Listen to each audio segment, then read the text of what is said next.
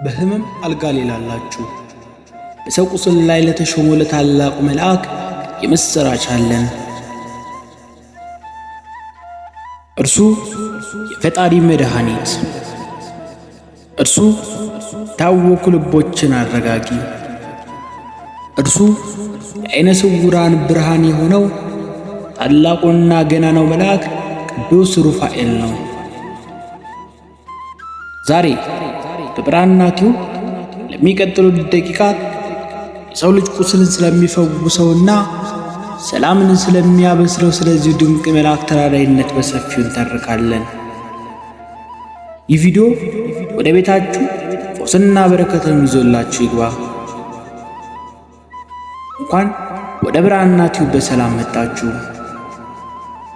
የጦቢያን መንገድ የመራ የሳራን ቤት ከጋኔን ያጸዳ የጦቢትን ድራር በደስታ የሞላ የታመነ መልአክ ዛሬም በመካከላችን አለ።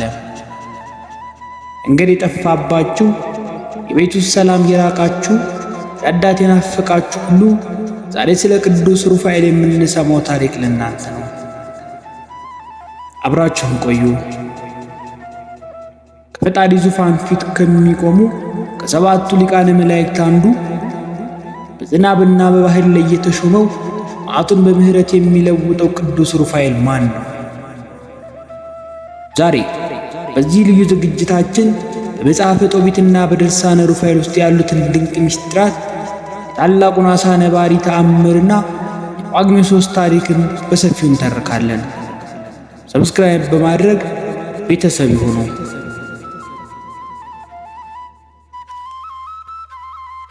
በስመ አብ ወወልድ ወመንፈስ ቅዱስ አሐዱ አምላክ አሜን። ክቡራትና ክቡራን የብራና ቤተሰቦች ዛሬ በቤታችሁ የታላቅ በረከትና የፈውስ ብርሃን ይፈሳል። ለሚቀጥሉት ደቂቃ የምንቆይበት ይህ መንፈሳዊ ጉዞ ስለ ሰባተኛው መልአክ፣ ስለ ኃያሉ ፈዋሽ፣ ስለ ቅዱስ ሩፋኤል የምንማርበት ነው። ይህ ቪዲዮ የተዘጋጀው በሕይወታችሁ ለቆሰላችሁ፣ በሕመም ላላችሁ፣ መንገድ ለጠፋችሁና የቤተሰብ ሰላም ለራቃችሁ ነው። ይህንን ቪዲዮ ተረጋግታችሁ አድምጡት። ቅዱስ ሩፋኤል ማን ነው? ቅዱስ ሩፋኤል ከሰባቱ ሊቃነ መላእክት አንዱ ነው። በመጽሐፍ ቅዱስና በቅዱሳት መጻሕፍት ውስጥ ፈዋሽ ተብሎ የተሾመ መልአክ ነው። እግዚአብሔርን ዙፋን የሚያጥሩ የሰውን ጸሎት ወደ ፈጣሪ የሚያቀርቡ ከቅዱሳን መላእክቶች መካከል አንዱ ቅዱስ ሩፋኤል ነው። ብዙ ጊዜ ቅዱስ ሚካኤልን ባላደራ፣ ቅዱስ ገብርኤልን አብሳሪ እንደምንላቸው ሁሉ ቅዱስ ገብርኤልን ደግሞ የፈውስ መልአክ እንለዋለን። እርሱ የአካል ቁስልን ብቻ ሳይሆን የነፍስን ቁስል፣ የልብን ስብራትና የአእምሮን ጭንቀት የሚፈውስ ሰማያዊ መድኃኒት ነው። ፈጣጠሩና ምስጢራዊ ባህሪው ለመሆኑ ቅዱስ ሩፋኤል እንዴት ተፈጠረ? መላእክት የተፈጠሩት እሁድ በመጀመሪያ ሰዓት እንደሆነ በመጽሐፍ ይነግረናል። እግዚአብሔር አምላክ መላእክትን ሲፈጥር በአራት ባህሪያት እሳት፣ ነፋስ፣ ብርሃንና መንፈስን አዋቅሮ ነው። ሩፋኤልም እነዚህ ደቂቃን ፍጥረት አንዱ ሲሆን በሦስተኛው ሰማይ ላይም ተሾመ። ቅዱስ ሩፋኤል ሲፈጠር የተሰጠው ልዩ ተልእኮ በረከትና ፈውስ ነው። በመጽሐፈ ሄኖክ ላይ እንደተጻፈው ሩፋኤል በሰዎች ቁስልና በደዌ ላይ የተሾመ መልአክ ነው። ይህ ማለት አንድ ሰው በምድር ላይ ሲታመም ፈጣሪ ሩፋኤልን ይልካል። ሩፋኤል የሚመጣው በእጁ የፈውስን ጽዋ ይዞ ነው። ይህ መልአክ እጅግ ትሑትና ረጋ ያለ ነው። ጦቢያን በሰው አምሳል ሆኖ ሲረዳው ራሱን ዝቅ አድርጎ አዛሪያስ ወይንም ትርጓሜው እግዚአብሔር ረዳቴ ነው ብሎ መጥራቱ ታላቅ ትሕትናውንም ያሳያል። አሁን ደግሞ ስለ ስሙ ምስጢር ሩፋኤል የሚለው ስም የዕብራይስጥ ቃል ሲሆን ትርጉሙ እግዚአብሔር ይፈውሳል ወይንም እግዚአብሔር መድኃኒቴ ነው ማለት ነው። ሩፋ ማለት ፈውስ ወይንም መድኃኒት ማለት ሲሆን ኤል ማለት ደግሞ አምላክ ወይንም እግዚአብሔር ማለት ነው።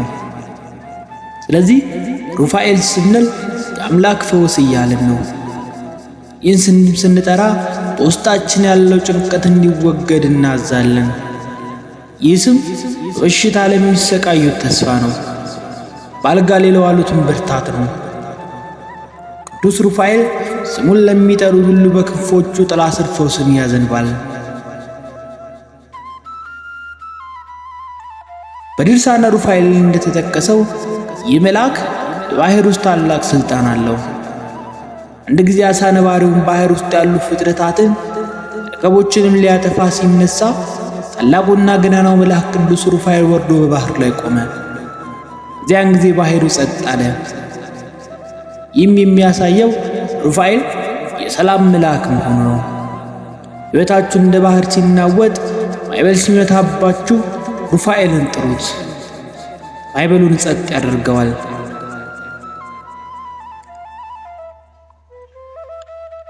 ውድ የብራና ቲዩብ ቤተሰቦች አሁን ወደ ታሪኩ በጥልቀት እንገባለን። ታሪኩ የሚጀምረው በነነዌ ከተማ በምርኮ ይኖር የነበረ ጦቢት የተባለ አንድ ደግ ሰው ነበር። ጦቢት እጅግ እግዚአብሔርን የሚፈራ የተራቡትን የሚያበላና የታረዙትን የሚያለብስ ሰው ነበር። ከሁሉ በላይ ደግሞ በምርኮ አገር ማንም ሊቀብራቸው ያልደፈራቸውን የወገኖቹን አስክሬን በሌሊት እየወጣ ይቀብር ነበር።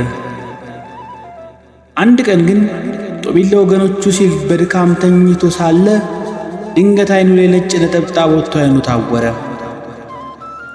4 ዓመት ሙሉ በጨለማ ውስጥ ኖረ። ሀብቱ አለቀ፣ ቤተሰቡም ተቸገሩ። በዚህ ሁሉ መከራ ውስጥ ግን ጦቢት አምላኬ ሆይ ስምህ የተባረከ ይሁን በማለት በትዕግስት ጸና። በሌላ በኩል ደግሞ ሜዶን በምትባል ሀገር ሳራ የምትባል አንዲት ወጣት ነበረች። እሷም በመከራ ውስጥ ነበረች። 7 ጊዜ ብታገባም አስማንዲዮስ የተባለው ክፉ ጋኔን ባሎቿን በሰርጋቸው ልትገድልባት ነበር። ጦቢት በነነዌ ሳራ በሜዶን ሆነው በተመሳሳይ ሰዓት ወደ እግዚአብሔር ለመኑ። ሁለቱንም ጸሎት በእግዚአብሔር ፊት ተሰማ። እግዚአብሔርም ጸሎታቸው ይሰማ ዘንድ ማን ይላክ ብሎ ሲጠይቅ ታላቁና ፈዋሹ መልአክ ቅዱስ ሩፋኤልን ይሄዳል አለ። ጦቢት ከመሞቱ በፊት ለልጁ ለጦቢያ አንድ ተልእኮን ሰጠው። ልጄ ሆይ በሜዶን አገር ጋባኤል ከሚባል ሰው ዘንድ ያስቀመጥኩልን 10 መክሊት ወርቅ አለኝ፣ ሂድና ይዘና ነው። ጦቢያ ግን ይህን መንገዱን አያውቀውም ነበር። አባቱም መንገድ የሚያውቅ ረዳትን ፈልጋለሁ። ጦቢያ ወደ ውጪ ሲወጣ የታጠቀና ለመንገድ የተዘጋጀ ወጣትን አየ። የወጣት ቅዱስ ሩፋኤል ነበር። ጦቢያ ግን መልአክ መሆኑን አላወቀም። መልአኩም ራሱን አዛሪያስ ብሎ ጠራው። ጦቢያም መንገዱን ታውቀዋለህ ሲለው አዎ እኔ እመራሃለሁም አለው። ተመልከቱ፣ ሩፋኤል የጉዞ መልአክ ነው። መንገዳችሁ ለጠፋባችሁ፣ ለምትጨነቁና ወዴት እንደምትሄዱ ላላወቃችሁ ዛሬም ቅዱስ ሩፋኤል እንደ ጦቢያ መንገድ ይመራቸዋል። በትልቁ ዓሣ ላይ የተደረገው ተአምር። ጉዞአቸውንም ጀመሩ። በጤግሮስ ወንዝ አጠገብ ሲያርፉ ጦቢያ እግሩን ሊታጠብ ወደ ውሃ ወረደ። ያን ጊዜ አንድ ግዙፍ ዓሣ ሊውጠው መጣ። ጦቢያ ደነገጠ። ቅዱስ ሩፋኤል ግን አይዞህ ዓሣውን ያዘውና ወደ ምርኮ ትተህ አውጣው አለው። ዓሣውንም ካወጡት በኋላ መልአኩ ለጦቢያ እንዲህ አለው፣ የዚህ ዓሣ ጉበት ልብና ሐሞትን በጥንቃቄ ጠብቀህ ያዝ፣ ምክንያቱም እነዚህ መድኃኒት ይሆናሉ አለው።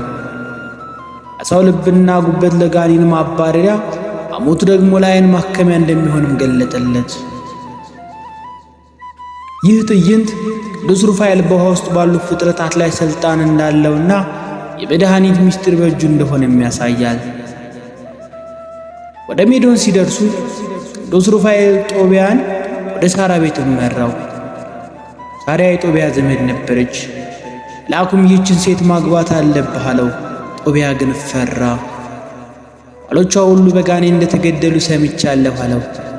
ሩፋኤልም አትፍራ፣ ወደ ሰርጉ ቤት ስትገባ የዓሣውን ልብና ጉበት በዕጣን እሳት ላይ አድርገው፣ ያን ጊዜ ጋኔኑ ይሸሻል አለው። ጦቢያም እንደተባለው አደረገ። ማንዲዮስ የተባለው ጋኔን የመድኃኒቱ ሽታ ሲሰማም ሸተተ። ቅዱስ ሩፋኤልም ጋኔኑን እስከ ግብፅ ድረስ አሳዶ አሰረው።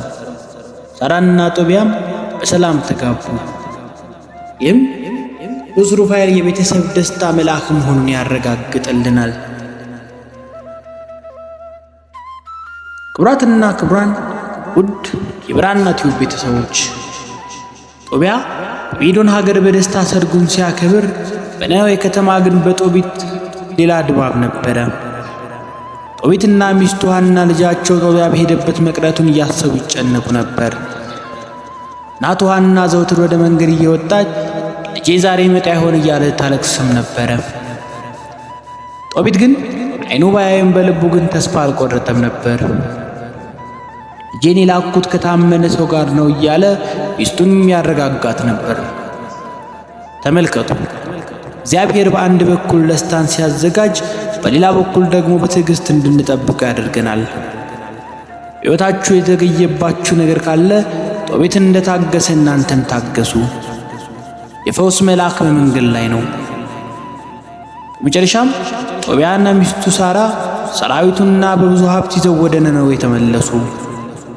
ቅዱስ ሩፋኤል ለጦቢያ እንዲህ አለው፣ ልጄ ሆይ አባትህ እንደምን እንዳገኘኸው ታውቃለህ።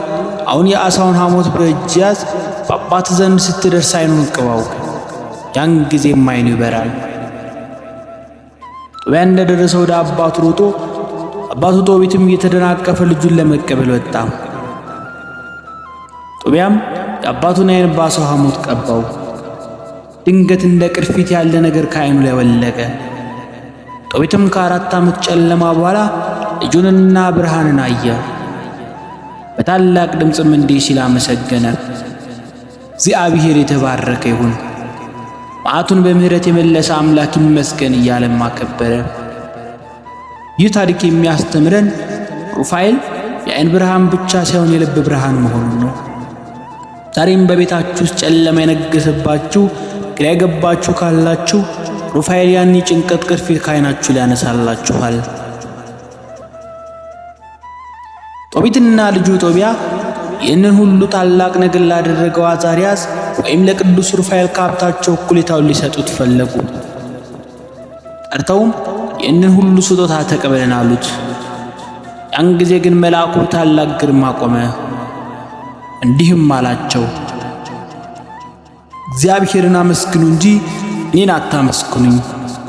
እናንተ በምድር ላይ በጎ ሥራ ስትሰሩ፣ ጦቢት ሆይ አንተ የሞቱትን ስትቀብር፣ ሳራ አንቺ ስትጸልይ፣ ጸሎታችሁ ወደ እግዚአብሔር ዙፋን ያቀረብኩትን እኔ ነኝ። ቀጥሎም ታላቁን ምስጢር ገለጠላቸው። እኔ ጸሎታቸውን ከሚያቀርቡና ከፈጣሪ ፊት ከሚቆሙ ከሰባቱ ሊቃነ መላእክት አንዱ ቅዱስ ሩፋኤል ነኝ አላቸው። ጦቢትና ጦቢያ በድንጋጤ በግንባራቸውም ተደፉ። መልአኩ ግን አይዟችሁ፣ ሰላም ለእናንተ ይሁን ብሎ ወደ ሰማይ አረገ። ክቡራትና ክቡራን ውድ የቻናላችን ቤተሰቦች፣ የቅዱስ ሩፋኤል ታሪክ እዚህ ላይ አያበቃም። እሱ ዛሬም በመካከላችን አለ። የዓመቱ በጳጉሜ 3 የሚከበረው በዓል ምክንያት ይህ በዓል በዓለም ሁሉ በሚዘንበው የዝናብ ጠብታ ላይ በረከት እንዲያፈስ ስለታዘዘ ነው። በድርሳኑ ላይ እንደተጠቀሰው ሩፋኤል በወሊድ ለሚጨነቁ ሴቶች ረዳት ነው። ከባድ ደዌና በሽታ ላለባቸው ፈዋሽ ነው። ከአገር አገር ለሚጓዙ መንገደኞች መሪ ነው። አጋንንት ለተጫጫናቸው ነፃ አውጪ ነው። ዛሬ ሁላችንም ፈዋሹ ሩፋኤል ሆይ ክንፎች ጥላ ስር ሰውረን ብለው። ክቡራትና ክቡራን ውድ የቻናላችን ቤተሰቦች፣ አሁን ደግሞ በቤተ ክርስቲያናችን በታላቅ ድምቀት ወደሚከበረውና በድርሳነ ሩፋኤል ላይ በሰፊው ወደ ተጠቀሰው የጳጉሜ 3 በዓል ምስጢር እንገባለን። ቅዱስ ሩፋኤል በዝናብና በባህል ላይ የተሾመ መልአክ እንደሆነ ድርሳን ይነግረናል።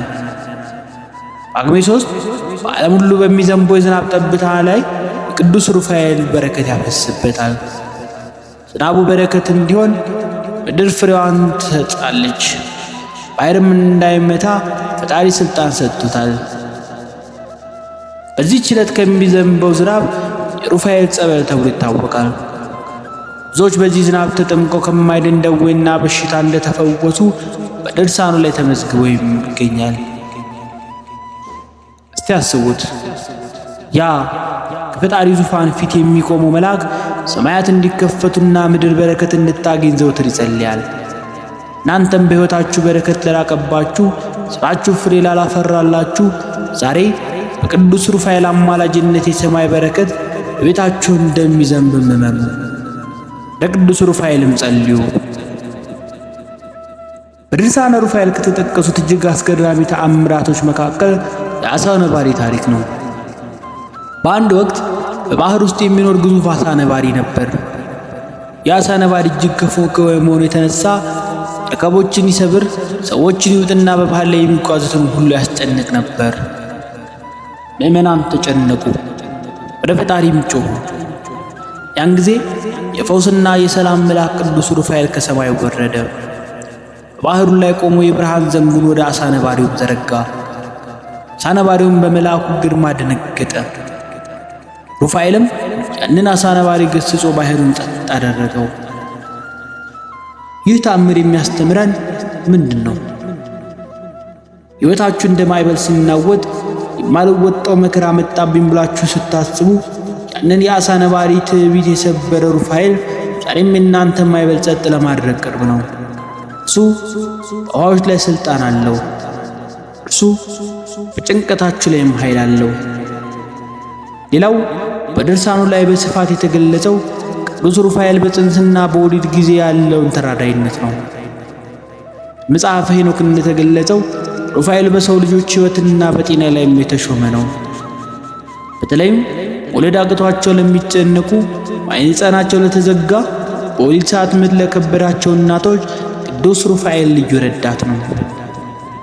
በታሪክ ውስጥ ብዙ እናቶች ሩፋኤል ድረስልኝ ብለው ተማጽነዋል። መልአኩም በረከቱን ልኮላቸዋል። በሰላም እንደተገላገሉም ይነገራል። ይህ የሚያሳየው ሩፋኤል ከውልደት ጀምሮ እስከ ዕለተ ሞት የሰውን ልጅ ጤናና ደህንነት የሚጠብቅ የፍቅር መልአክ መሆኑን ነው። ዛሬ በቤታችሁ ሆናችሁ ይህን የሰማችሁ ሁሉ መንገዳችሁ እንደ ጦቢት ይቃና፣ ዓይናችሁ እንደ ጦቢት ይብራ፣ ቤታችሁን እንደ ሣራ ከክፉ አጋንንት ነፃ ይውጣ፣ ሕመማችሁን በሚካኤል ክንፍ ይፈወስ። የብርሃንና ቲዩብ መንፈሳዊ ሚዲያ ተከታታዮች ይህን ታላቅ ድርሳን ለሌሎችም በረከት ይሆን ዘንድ ሼር አድርጉልን፣ በጸሎታችሁም አስቡን። ታላቁ መልአክ፣ የገናናው መልአክ፣ የፈዋሹ መልአክ ቅዱስ ሩፋኤል በረከትና ረድኤት ከሁላችን ጋር ይሁን። ወስብሐት ለእግዚአብሔር ወለወላዲቱ ድንግል ወለመስቀሉ ክቡር። ይቆየን። አሜን።